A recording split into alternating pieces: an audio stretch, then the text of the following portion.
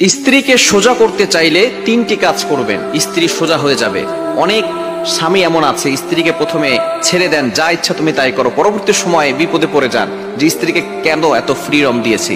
অবশ্যই স্ত্রীকে স্বাধীনতা দিবেন, স্ত্রীর সাথে ভালো ব্যবহার করবেন, তবে এই বিষয়ে লক্ষ্য রাখবেন। এক নম্বর হচ্ছে স্ত্রীর হাতে স্মার্টফোন দিয়ে দিবেন না। হতে পারে এই স্মার্টফোনের মাধ্যমে আপনার স্ত্রী অন্য কারোর সাথে কথা বলতে পারে, অন্য কারোর সাথে চ্যাটিং করতে পারে, ডেটিং করতে পারে, সুতরাং এই বিষয়ে আপনি সতর্ক থাকবেন। দুই নাম্বার হচ্ছে যে বিষয়ে খেয়াল করবেন, সেটা হচ্ছে আপনার স্ত্রীকে ঘর থেকে একা ছাড়বেন না।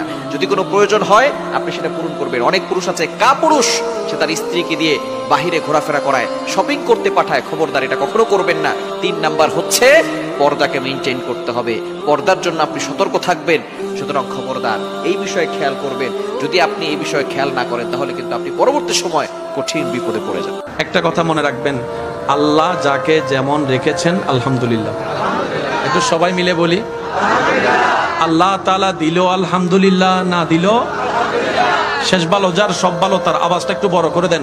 আল্লাহ তাআলা দিল আলহামদুলিল্লাহ, না দিল কোনো আফসোস, কোনো স্বপ্ন, কোনো চাওয়া, কোনো পাওয়া, একটাই চাওয়া হবে আজকে থেকে। সেটা কি? আল্লাহ আমরা তোমার